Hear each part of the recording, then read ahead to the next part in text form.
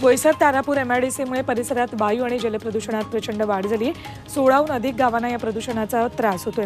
कंपन्यांमधील रासायनिक सांडपाणी थेट नैसर्गिक नाल्यांमध्ये सोडलं जातंय, त्यामुळे जलस्रोत प्रदूषित झालेत। याकडे प्रदूषण नियंत्रण मंडळ दुर्लक्ष करत असल्याचा आरोप स्थानिकांनी केलाय।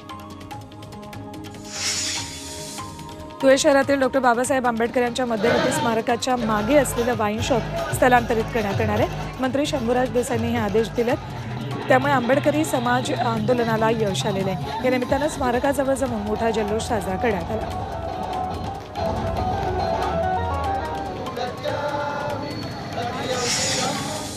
अमरावती जिल्ह्यात वर्षभरात विविध कारणांमुळे 318 शेतकऱ्यांनी आत्महत्या केली, तर प्रत्येक 27 तासाला एक शेतकरी आपली जीवनयात्रा संपवतोय।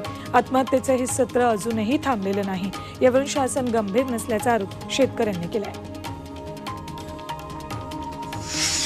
अमृत नोनी आर्थो प्लस, ये एक प्रूवन फॉर्मूला है। इसमें मौजूद नोनी फल के गुण और आयुर्वेदिक जड़ी बूटियां शरीर को जरूरी पोषक तत्व देने के साथ साथ हड्डियों और जोड़ों के घिसने, उनमें होने वाले सूजन और दर्द को रोकने में मदद करता है। दर्द मुक्त जीवन के लिए अमृत नोनी आर्थो प्लस। त्यातल्या बाळापूरचे आमदार नितीन देशमुख शेतकरी संघर्ष यात्रा काढणार आहेत। 15 फेब्रुवारीला मूर्तिजापूरमधील दापुरा गावातून पदयात्रा सुरू होईल, तर 2 मार्चला राजेश्वर मंदिरात समारोप होईल।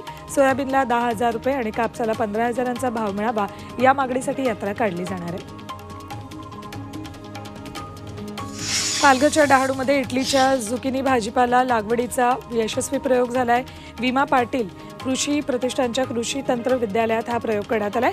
लागवडीनंतर 2 महिन्यात उत्पन्न येत असून वर्षभरात 4 वेळा हे पीक घेता येतं, त्यामुळे शेतकऱ्यांनी झुकिनी लागवड करावी असं आवाहन कृषी केंद्राकडून करण्यात आलं।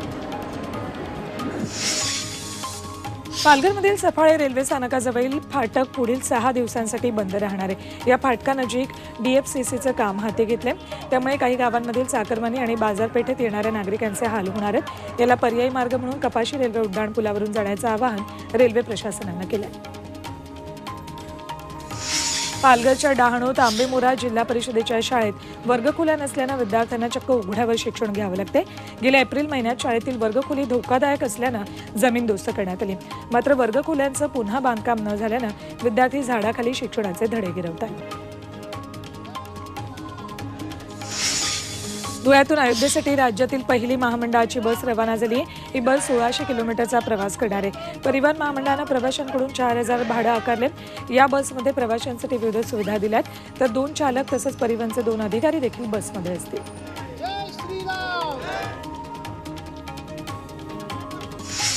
गोंदिया जिल्ह्याच्या सडक अर्जुनी तालुक्यात एका पोलीस वाहनाला ट्रकनं धडक दिली आहे। उपराष्ट्रपती जगदीप धनखड यांच्या गोंदिया दौऱ्यादरम्यान सुरक्षेसाठी ही गाडी नागपूरहून येत होती। सुदैवाने यात कुठलीही जीवितहानी झाली नाही। विरारमध्ये विभा कॉलेजच्या 7व्या मजल्यावरून पडून विद्यार्थ्याचा मृत्यू झाला। सुमित सरोजा 12वी सायन्समध्ये शिकत होता। त्याला तातडीनं रुग्णालयात दाखल करण्यात आलं, मात्र डॉक्टरांनी त्याला मृत घोषित केलं। तो नेमका कसा पडला, की मग ही हत्या होती की आत्महत्या, याचा तपास आता पोलीस करत आहेत।